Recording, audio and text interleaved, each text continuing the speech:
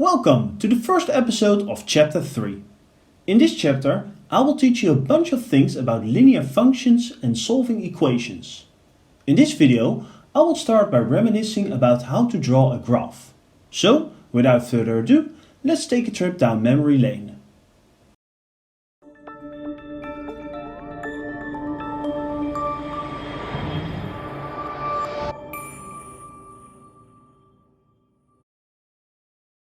Last year, all the way back in Chapter 2, I told you what a formula is and how to use one. Then, in Chapter 6, we upgraded our linear formulas to quadratic ones. In this chapter, we'll be taking a step back and focus on linear formulas. Just so you know, in this chapter, they often use the word function instead of formula, but don't worry, they are exactly the same. So, when I have the formula y is 2x minus 3, you can also say that this is a linear function.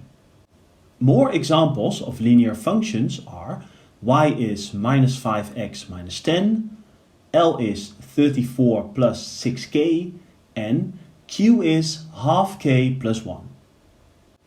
If I were to draw the graph for y is 2x minus 3, I would first have to start with a table.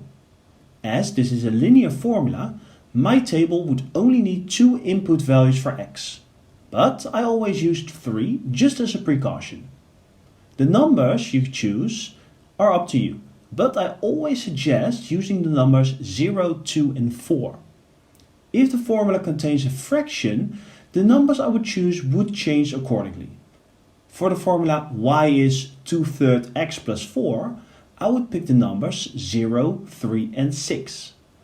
By picking numbers that are a multiple of 3, I can prevent any fractions in my answer, meaning I don't have to deal with them when drawing the coordinate plane. Okay, back to the first formula.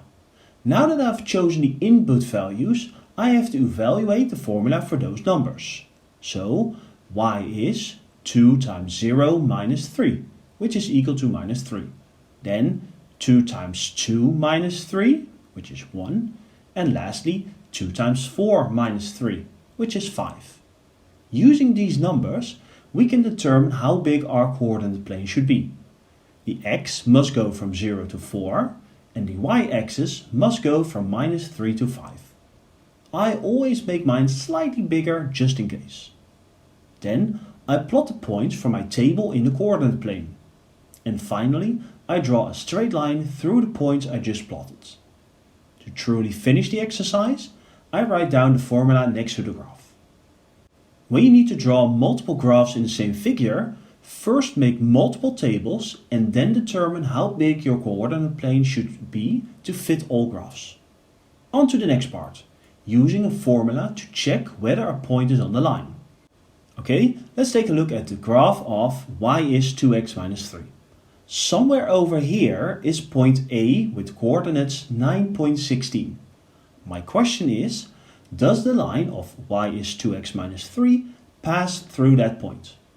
Or is point A on the line of y? To answer this question, simply insert the x-coordinate from your point into the formula. So, y is 2 times 9 minus 3.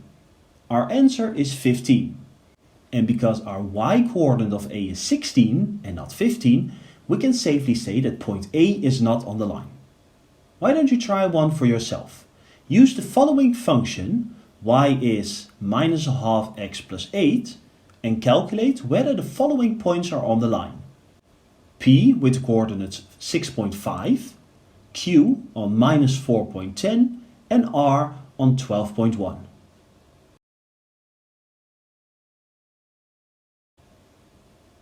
To check whether they are on the line, fill in the formula using the x-coordinates. So, y is minus a half times 6 plus 8, which is equal to 5. Meaning point P, 6.5, is indeed on the line. Then, y is minus a half times minus 4 plus 8. This gives me 10, as minus a half times minus 4 is equal to 2, and 2 plus 8 gives me 10. So, point Q is also on the line. For line R, we calculate minus a half times 12 plus 8, which is equal to 2. This is different than the one we were expecting, so this point is not on the line. Being able to check whether a point is correct is an important skill in this chapter, so be sure to practice it a few times to know how to do it. In the next paragraph, I will teach you how to make your own formula.